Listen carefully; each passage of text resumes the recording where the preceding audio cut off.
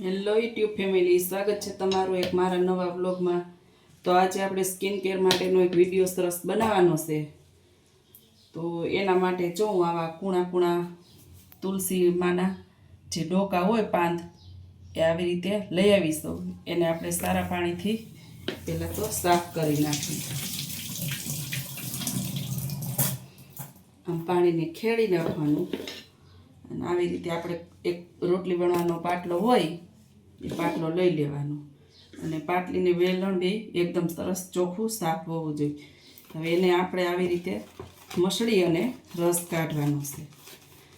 આને કેટલું મસળવાનું કે એની પેસ્ટ બની જવી જોઈએ, તો રસ એકદમ સરસ ચોખ્ખો નીકળશે।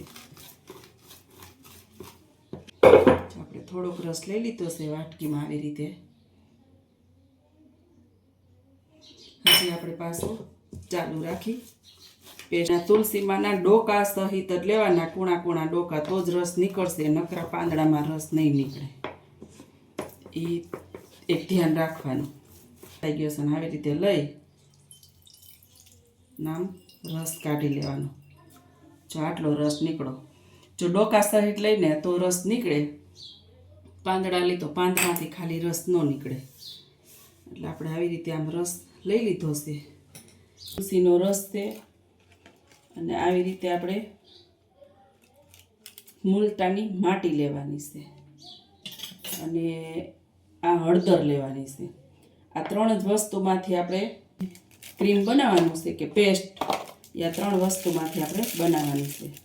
તો એક ચમચી આપણે તુલસીનો રસ લીધો છે, એક ચમચી આપણે મુલતાની માટી લેવાની, એમાં ઉમેરી દેવાની,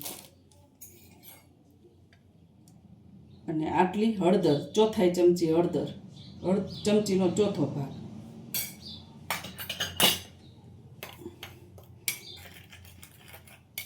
આની એકદમ આપણે ઘોરીને આવી રીતે પેસ્ટ બનાવવાની। જો આપણે નરમ છે એટલે હજી આપણે અડધી ચમચી જેટલી મુલતાની માટી લઈશું।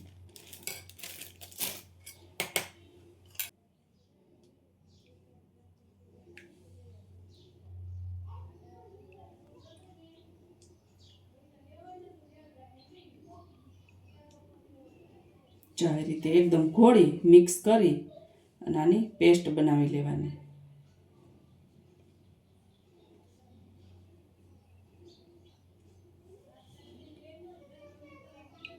જો આ પેસ્ટ તૈયાર છે। અને આના શું શું ફાયદા છે એ કહી દઉં તમને પહેલાં, કે મોઢા ઉપર જે તમારે દાયજુના ડાઘ હોય કે પછી આયા માઉથમાં મોઢા પર આટલી કાળાશ આવી જતી હોય, કે ખીલના કોઈ પણ ડાઘ હોય મોઢા ઉપર, કે આંખ પર કાળા કુંડાળા હોય, કે મોઢા પર કરચલી પડી ગઈ હોય, તો એના માટે બેસ્ટમાં બેસ્ટ ક્રીમ છે આ પેસ્ટ। એટલે કે આને લગાવવાની કઈ રીતે, કલાક સુધી રહેવા દેવાની, 1 કલાક પછી ઠંડા પાણીથી મોઢું ધોઈ સાફ કરી અને પછી જા મુલતાની માટી છે એનો અડધી ચમચી જેટલો પાવડર લઈ લેવાનો, એ હાથમાં પાણી નાખી આમ પેસ્ટ કરી અને મોઢા ઉપર રગડીને મોઢું સાફ કરી નાખવાનું। એટલે જે હળદરનો પીડાશ છે એ મોઢા પરથી નીકળી જાય। આવું તમારે 1 મહિનો દરરોજ કરવાનું છે। જો તમે દીમાં 2 થી 3 વાર કરો તો કાંઈ વાંધો નહીં, આ કોઈ આમાં કેમિકલ નથી, આ દેશી ઉપચાર છે, આ કાંઈ નુકસાન કરે નહીં। તમારે ટાઈમ હોય તો 2 થી 3 વાર કરવાનું, નો ટાઈમ હોય તો તમારે 1 વાર મોઢા ઉપર લગાડવાનું। 1 મહિનો સુધી લગાડશો ને એટલે મોઢાનો ચહેરો એકદમ ખીલી ઉઠશે અને મોઢા પરની કોઈ પણ કળચલી હશે, ડાઘ હશે કે પછી દાયજુ હશે એ પણ નીકળી જશે। અત્યારે મેં મારા માટે જ બનાવેલું છે અને હું લગાડું પણ છું। મારા મોઢા ઉપર આટલામાં દાજ બહુ જ હતી, નીકળી અને જો અત્યારે આટલી જ રહેશે। હું આનું રેગ્યુલર મારે ટાઈમ નથી રહેતો એટલે હું 2-3 દિવસે એકવાર લગાડું છું। જો આનો દરરોજ તમે ઉપયોગ કરો ને તો 1 મહિનાની અંદર તમારો ચહેરો એકદમ ખીલવા માંડે અને મોઢા ઉપર કોઈ પણ ડાઘ હોય ને તો એકદમ નીકળીને સાફ થઈ જશે। અને આ વિડીયોમાં તમે નવા હોય તો સબસ્ક્રાઈબ કરી દેજો, અને આ વિડીયો પસંદ આવે તો તમે લાઈક શેર જરૂરથી કરી દેજો અને કોમેન્ટમાં જણાવજો કે તમારે આવી રીતનો પ્રોબ્લેમ છે કે નહીં। તો આવી રીતે હું નવા પણ વિડીયો તમને બનાવીને મૂકતી રહીશ। અને આને કઈ રીતે લગાડવું એ હું તમને જરીક બતાવી દઉં. જો આવી રીતનું બ્રશ લઈ લેવાનું, બ્રશ સાફ હોવું જોઈએ.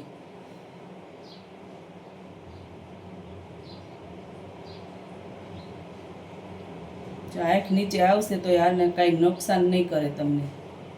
આપણે ફેશિયલ કે શાઇનર કે કાંઈ કરતા હોય તો આંખથી વધારે દૂર રાખવું પડે છે. અને મોઢા ઉપર આપણે તમારે આઈબ્રા પાસે વાળ હોય તો છેટું રાખવું પડે છે. આમાં કોઈ પણ જાતનું ધ્યાન નથી રાખવાનું, તમારે કોઈ પણ રીતે આવી રીતે લગાડી દેવાનું.